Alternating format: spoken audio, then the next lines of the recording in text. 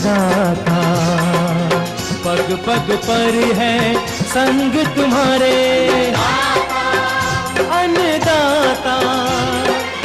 लहू किसानों का बन के पसीना सींचता है धरती का सीना।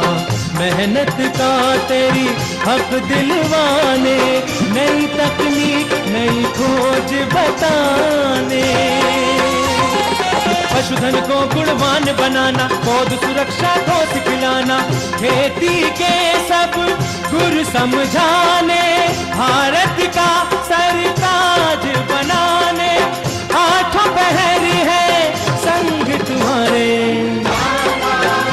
अन्नदाता, अन्नदाता। नमस्कार, मैं शालिनी आप सभी दर्शकों का अन्नदाता कार्यक्रम में स्वागत करती हूं। हर रोज की तरह कार्यक्रम में हम लेकर आते हैं खेती बाड़ी से जुड़ी हुई बहुत सी लाभकारी जानकारियां। तो चलिए सबसे पहले देखते हैं क्या है विशेष आपके लिए आज के कार्यक्रम में। जैविक खेती का महत्व एवं लाभ,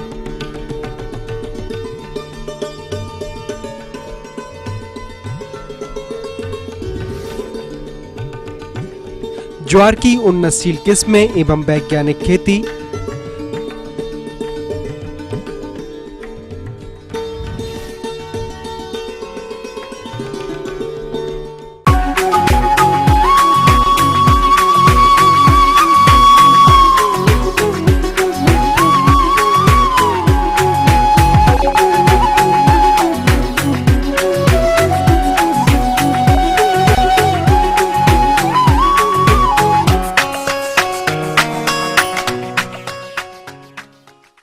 किसान भाइयों, कल के अंश में हमने आपको जैविक खेती क्यों आवश्यक है और जैविक खेती है क्या, इस बारे में बताया था।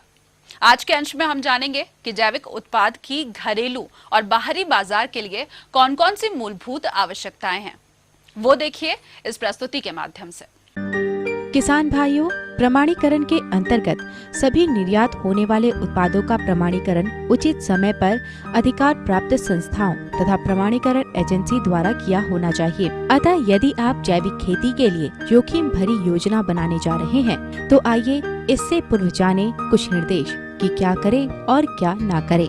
जैविक खेती में स्वयं के साथ लंबे समय तक संसाधनों का प्रयोग होता है। जिस भी कार्य को आप चुनते हैं उसकी सफलता केवल शुरुआत के समय की गई कड़ी मेहनत पर ही निर्भर नहीं करती, बल्कि आपको हर समय विभिन्न मूलभूत आवश्यकताओं के साथ जो इसकी सफलता के कारक हैं, उस हेतु आपको हमेशा संवेदनशील रहना होगा।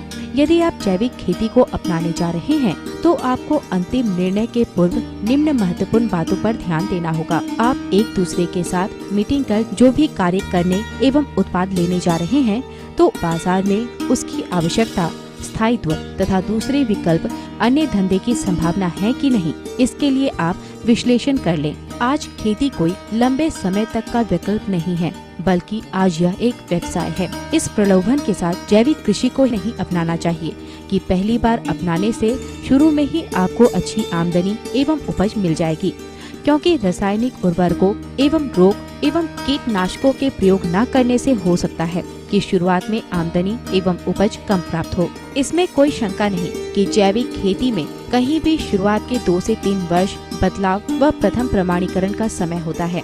इसके लिए किफायती व अच्छी स्थिति उन क्षेत्रों में होती है जहां पर बहुत कम रासायनिक उर्वरकों का प्रयोग या नहीं के बराबर होता है, जैसे सूखा क्षेत्र, जंगली, पहाड़ी, आदिवासी क्षेत्र इत्यादि, तथा कृषिगत कार्यों में हल्का सुधार कर कम परेशानी में हम अच्छी प्रकार जैविक खेती कर सकते हैं। जैविक खेती करने के पूर्व अपने आप को स्वयं तैयारी करनी होती है, जैसे परंपरागत खेती से जैविक बदलाव हेतु समय। यदि आप जैविक खेती करने जा रहे हैं तो कार्यक्रम के शुरुआत एवं फसल के उत्पादन अथवा पशुपालन करने के बीच कुछ समय का अंतर होना चाहिए, जिसे हम स्थानांतरण या बदलाव वाला समय कहते हैं, क्योंकि इस समय के दौरान जैविक खेती के जो मानक हैं, उनका जमीनी स्तर पर अनुपालन हो सके। आइए जानते हैं विशेष जैविक मानक व नियम जिनका अनुपालन आवश्यक है, जो जैविक उत्पादन के राष्ट्रीय कार्यक्रम के अंतर्गत आते हैं। इसमें सभी मानक उद्देश्यों की पूर्ति हेतु लागू हो जाते हैं।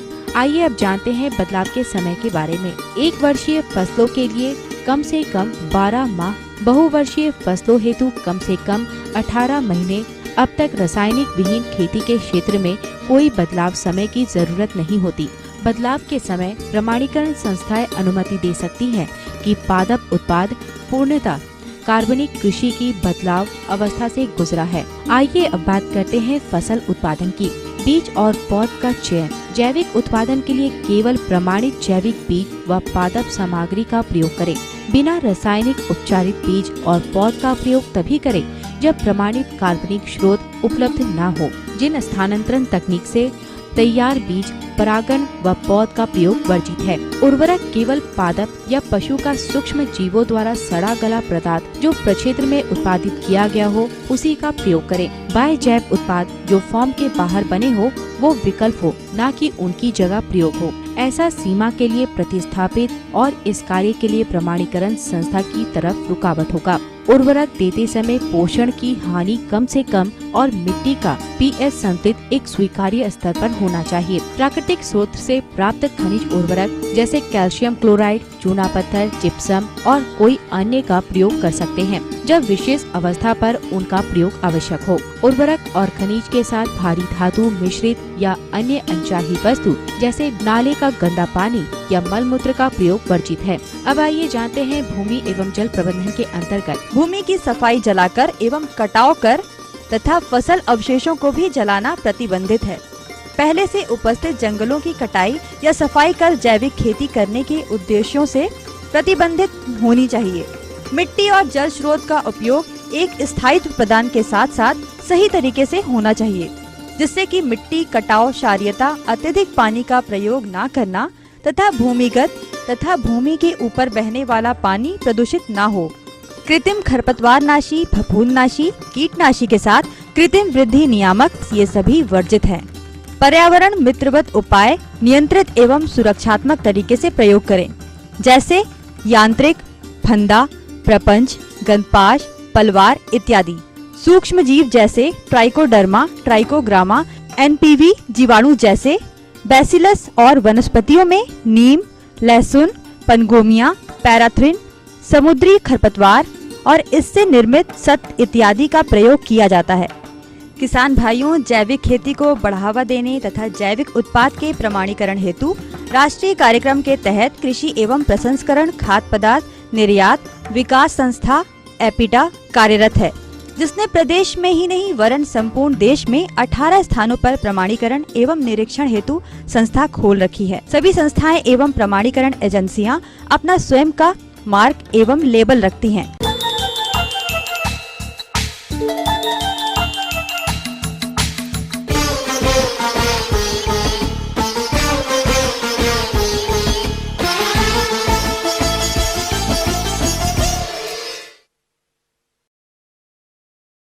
मोटे अनाज वाली फसलों में अगर ज्वार की बात की जाए तो झारखंड सहित बिहार के कुछ क्षेत्रों में इसकी खेती बड़े पैमाने पर की जाने लगी है, क्योंकि अभी खरीफ का मौसम प्रारंभ हो चुका है और इस मौसम में जो किसान भाई इसकी खेती करना चाहते हैं वो अच्छे उत्पादन हेतु इसकी खेती करते समय कौन कौन से वैज्ञानिक पहलुओं को अमल में लाएं, इसकी जानकारी के लिए देखिए कार्यक्रम की यह खास प्रस्तुति। ज्वार की वैज्ञानिक खेती, जिसमें सबसे पहले बात करते हैं भूमि के चयन व उसकी तैयारी पर। ज्वार की खेती के लिए मध्य दोमट भूमि जिसका पीएच मान 6 से 8.5 हो, जिसमें वर्षा के जल को संग्रहित करने की क्षमता हो तथा जहां पर जल निकास की व्यवस्था हो, ज्वार की खेती के लिए उपयुक्त है। खेत का चुनाव करने के बाद एक जुताई मिट्टी पलटने वाले हल से तथा 2 से 3 बार देसी हल या कल्टीवेटर से जुताई कर लें तथा खेत को अच्छी तरह से तैयार कर लें। जिस मिट्टी में जस्ते की कमी हो वहां 20 से 25 किलोग्राम जिंक सल्फेट प्रति हेक्टेयर की दर से अंतिम जुताई के समय खेत में मिला दें। किसान भाइयों, आइए अब बात करते हैं उन्नत किस्मों के चुनाव की, जिसमें CHS5, CHS6, CHS9, CHS14 एवं CHS18, SPB 1122 ये किस्में तनाछेदक इल्ली, पूर्ण चित्ती रोग व मिट्टी के रोगों के लिए प्रतिरोधता सहन करने की आनुवांशिक क्षमता रखती हैं।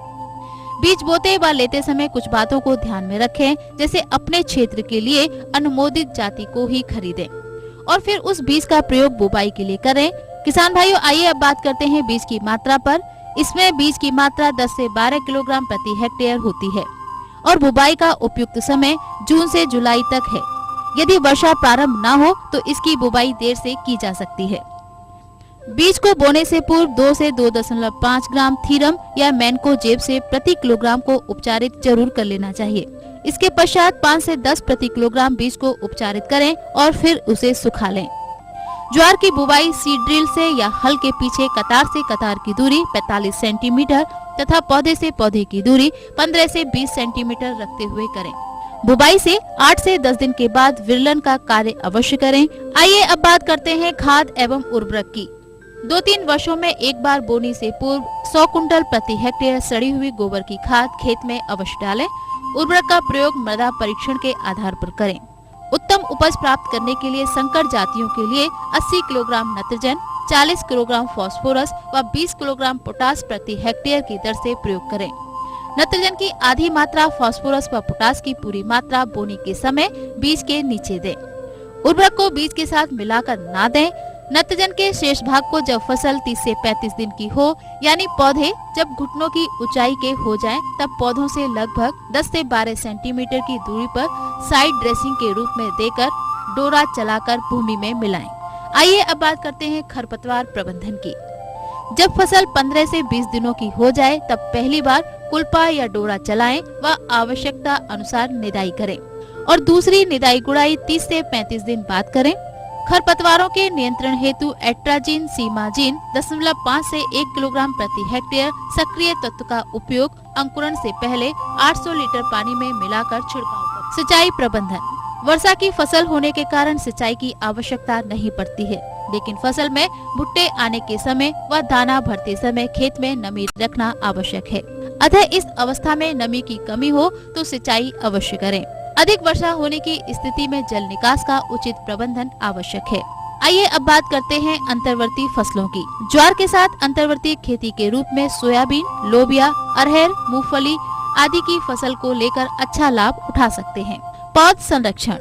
ज्वार की फसल में विभिन्न कीट व रोगों का प्रकोप होता है जो इसके उत्पादन पर सीधे प्रभाव डालते हैं।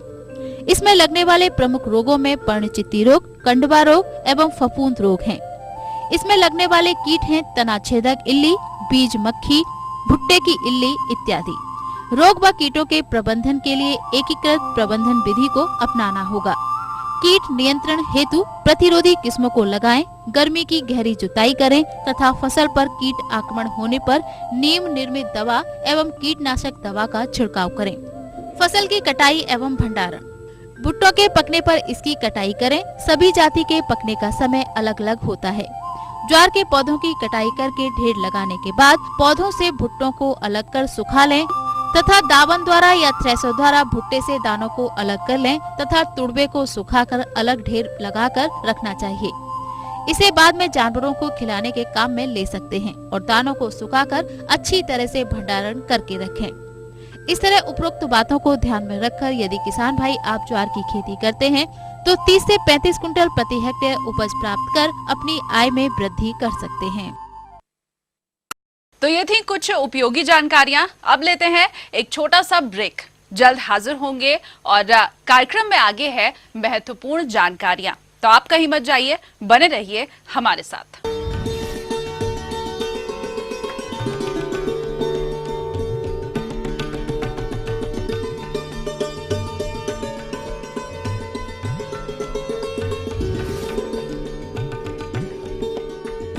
राजधानी सोमवार से गुरुवार रात 8 बजे।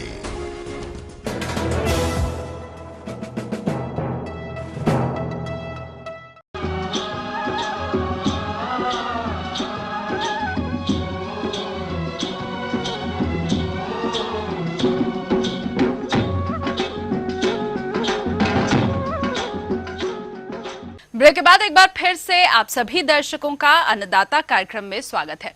बढ़ते हैं अगली प्रस्तुति की ओर।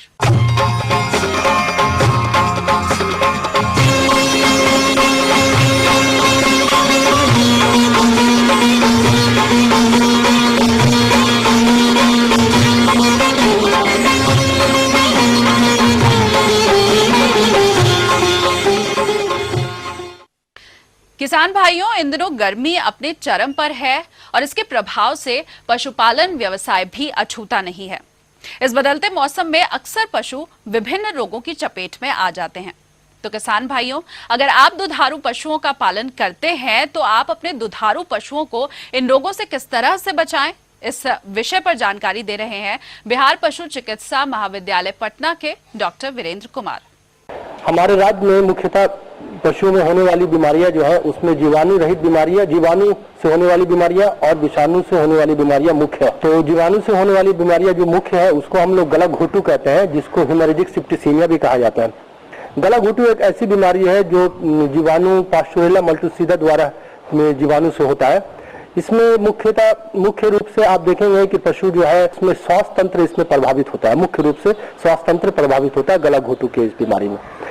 मैं इसके बारे में एक और बात बता दूं कि इसका मुख्य लक्षण है कि पशुओं में अचानक से बुखार आ जाता है, पशुओं को सांस लेने में काफी कठिनाइयां महसूस होती है, जिससे घर घर की आवाज भी सुनाई पड़ती है पशुओं को। तो मैं पशुपालक भाइयों से ये गुजारिश करता हूं कि वो इस तरह की बीमारियां अगर हो तो वो तुरंत अपने नजदीकी पशु चिकित्सक से सलाह ले और इसका टीकाकरण उपलब्ध है और वो पशु चिकित्सक द्वारा टीकाकरण जरूर करवाए, इससे आपको बहुत बहुत लाभ मिलेगा। टंकर फुलवा को हम लोग ब्लैक क्वार्टर भी कहते हैं। ये क्लोस्ट्रीडियम चौवाई नामक जीवाणु से होता है।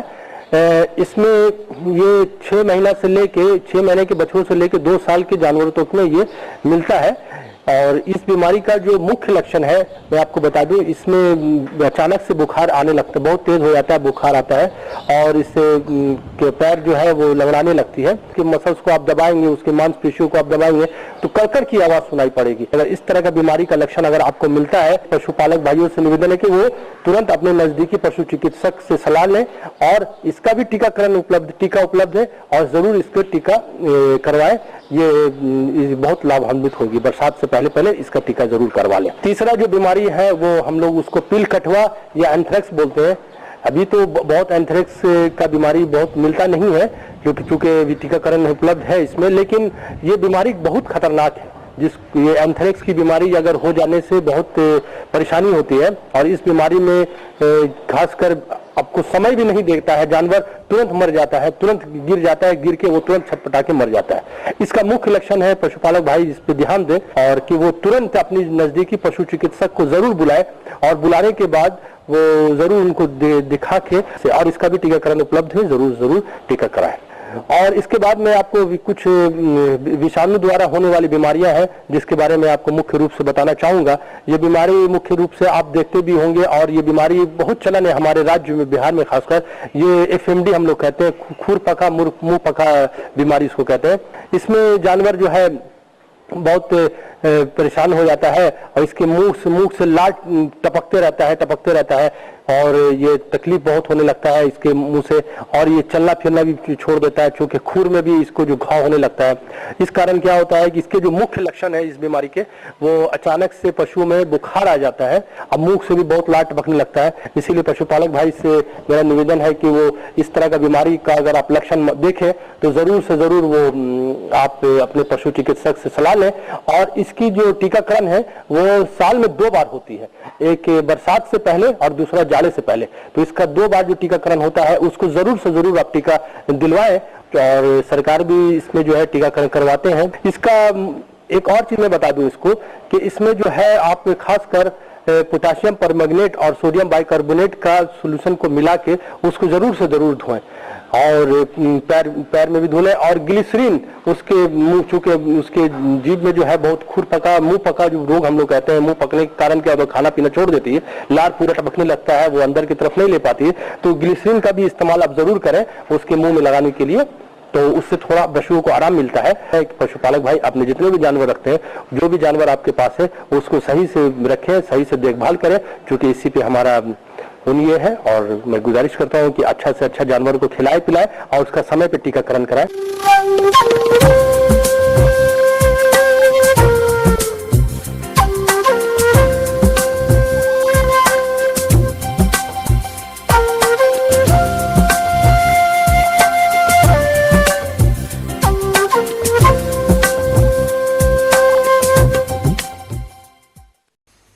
मौसम के अनुसार प्रबंधनों पर ही टिकी है आपकी खेती बाड़ी, इसीलिए मौसम पूर्वानुमान और उस पर आधारित साप्ताहिक कृषि सलाह इस प्रकार है।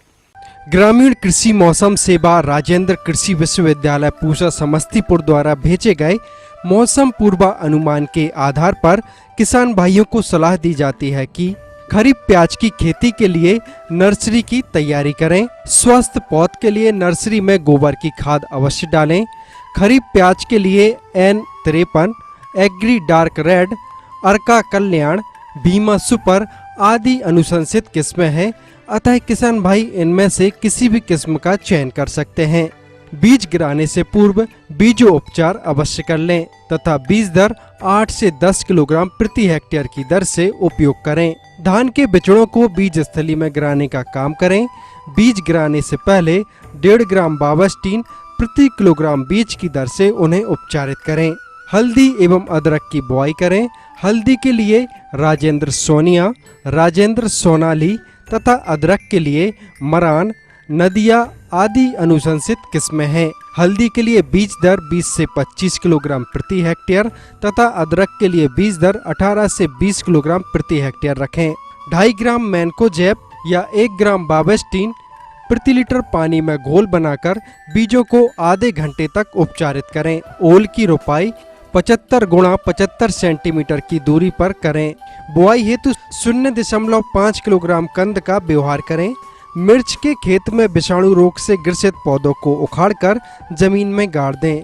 तदुपरांत इमीडा क्लोरोपिड 1 मिलीलीटर प्रति 3 लीटर पानी में घोल बनाकर सुबह अथवा शाम के वक्त छिड़काव करें। मिर्च की फसल में आवश्यकता अनुसार कम अंतराल पर सिंचाई करें। मूंग उड़द की तैयार फलियों की तुड़ाई करें तथा हरी खाद हेतु उसके पौधों को मिट्टी पलटाने वाले हल से जमीन में गाड़ दें। पशुओं के प्रमुख रोग एंथ्रेक्स, ब्लैक क्वार्टर एवं गलघोंटू से बचाव के लिए पशुओं में टीकाकरण अवश्य कराएं।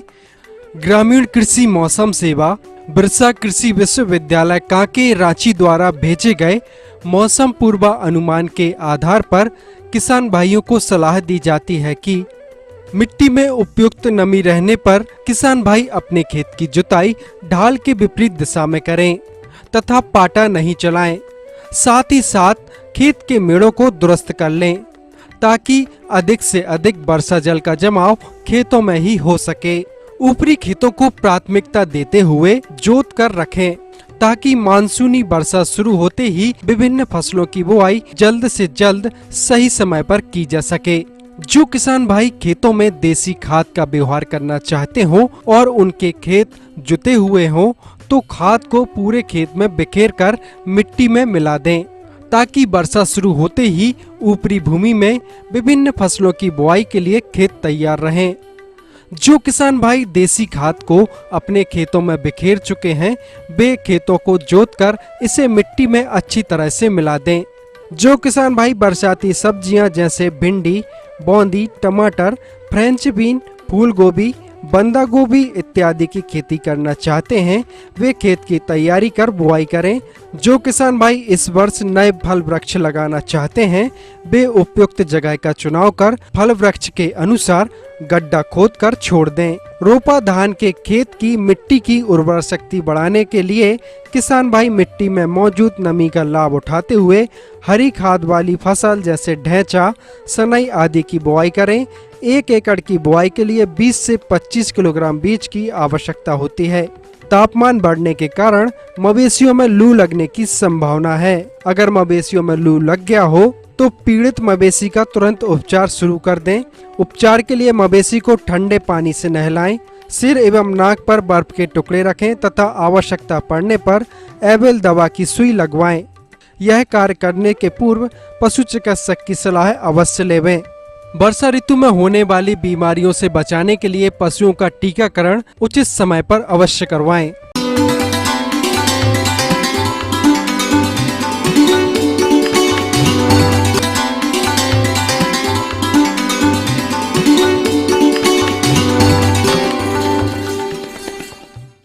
अन्नदाता हेल्पलाइन निशुल्क फोन संपर्क सेवा के माध्यम से आपके द्वारा पूछे गए प्रश्नों में से हम 1 या फिर 2 महत्वपूर्ण प्रश्नों को अपने कार्यक्रम में शामिल करते हैं और इसी के तहत आज का चयनित प्रश्न और उसका जवाब इस प्रकार है।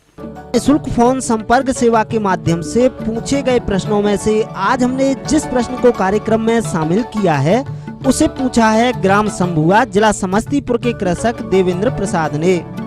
इन्होंने बैगन की फसल लगा रखी है तथा उसमें फल गलन रोग का प्रकोप देखने में आ रहा है। यह इसके समन्वित नियंत्रण पर जानकारी चाहते हैं। तो देवेंद्र प्रसाद जी, आपकी जानकारी हेतु प्रस्तुत है कार्यक्रम का यह अंश। कि हमारे किसान भाई आज पूछ रहे थे कि बैगन में कुछ उनके पत्ते मुरझा रहे हैं, पत्ते कुछ जल रहे हैं, कुछ फल भी उनका जैसे सड़ रहा है, साथ साथ पौधा में मुरझाने वाले लक्षण दिखाई पड़ रहे हैं। इसके लिए मैं आपको किसान भाई सबसे पहले बताना चाहूंगा कि वास्तव में ये एक बीमारी है। सबसे पहले इसको बोलते हैं हम लोग फोमोप्सिस ब्लाइट। फोमोप्सिस ब्लाइट एक बीमारी है जिसके लक्षण सबसे पहले पत्ती में दिखाई पड़ते हैं। पत्ती में वो किनारे की तरफ जलने लगते हैं जो धीरे धीरे आगे की ओर बढ़ने लगते हैं, तो फोमोप्सिस ब्लाइट इसको हम लोग बोलते हैं। इसके लक्षण फल में भी दिखाई पड़ते हैं। फल में जैसा कि आपने अभी देखे हैं कि फल में बीच में हल्का हल्का सड़ा हुआ लगता है, तो इस तरह से फोमोप्सिस ब्लाइट के लक्षण दिखाई पड़ते हैं। और इस रोग के रोकने के लिए किसान भाई आपको मैं बताना चाहूंगा, सबसे पहले आप खेत की गर्मा जुताई करें। दूसरा, रोग के लक्षण दिखने पर तुरंत दवा का छिड़काव करें। वो सबसे अच्छी दवा है ब्लाइटोक्स 50 या कह सकते हैं ब्लू कॉपर जो मार्केट में उपलब्ध है। 3 ग्राम दवा प्रति लीटर पानी में घोल बना करके छिड़काव करेंगे तो निश्चित रूप से इस रोग को रोका जा सकता है। इसके अलावा टॉप्सिन M 1 ग्राम दवा प्रति लीटर पानी में घोल बना के छिड़काव करने पर इसे हम लोग आसानी से रोक सकते हैं। इसके अलावा दूसरी जो बीमारी है, किसान भाई पूछे थे कि कुछ हमारा पौधा मुरझा रहा है और मुरझाने के फलस्वरूप उसमें कभी छोटे छोटे फल भी दिखाई पड़ते हैं, फल लगे रहते हैं, उसके बावजूद भी मुरझाते हैं। और कभी कभी ऐसा देखा जाता है कि सारा पौधा हरा है, एक टनी 2 टनी सूखना शुरू होता है और उसके कुछ दिनों के बाद उस सारा का सारा पौधा सूख जाता है। तो ये लक्षण वास्तव में उकटा रोग, जिसको विल्ट बीमारी बोलते हैं, इसी के लक्षण दिखाई पड़ते हैं। ये मिट्टी जनित रोग है। तो मिट्टी जनित रोग है इसलिए हम लोग कहते हैं कि खेत की गर्मा जुताई करें। दूसरा, खेत में रोपाई करते समय करंज या नीम का केक 2 से 3 क्विंटल प्रति हेक्टेयर की दर से व्यवहार करने पर निश्चित रूप से इस रोग को रोका जा सकता है। तीसरा, कुछ बैगन के रोग रोधी किस्म है, रोग रोधी किस्म को लगाने पर भी देखा जाता है उकटा रोग खेत में दिखाई नहीं पड़ेगा। तो रोग रोधी किस्म का नाम है, एक बार किसान भाई ध्यान रखें, स्वर्णमणि, स्वर्ण श्यामली। ये 2 किस्म ऐसे हैं जो वास्तव में मुरझाने वाली बीमारी दिखाई नहीं पड़ती है। तो रोग रोधी किस्म लगाने से भी इस बीमारी से आसानी से बचा जा सकता है। चौथा, इसमें ये होगा कि आप फसल चक्र को अपनावें। मतलब जिस खेत में आपने बैगन लगाया है उस खेत में टमाटर, आलू, मिर्चा न लगा करके उस खेत में आप फूल गोभी, पत्ता गोभी लगाएं। उस खेत में साग की खेती करें और निश्चित रूप से कहते हैं इस बीमारी को आसानी से कंट्रोल किया जाता है अगर आप फसल चक्र 2 से 3 साल करते हैं तो। इसके अलावा ट्राइकोडर्मा का अगर खेत में व्यवहार करते हैं तो निश्चित रूप से मुरझाने वाली बीमारी को भी आप कंट्रोल कर सकते हैं। तो कह सकते हैं कि यदि आप इस तरह से कुछ सावधानी बरतेंगे या समय पर पड़ने पर आप दवा अप्लाई करेंगे बैगन खेत में, निश्चित रूप से कर सकते हैं उपज आपको ज़्यादा मिलेगा और अधिक से अधिक फायदा होगा। अब आइए देखते हैं कल दिखाए जाने वाले मुख्य कार्यक्रम की मुख्य झलकियां। जैविक खेती भाग 3, धान की नर्सरी तैयार करने पर जानकारी।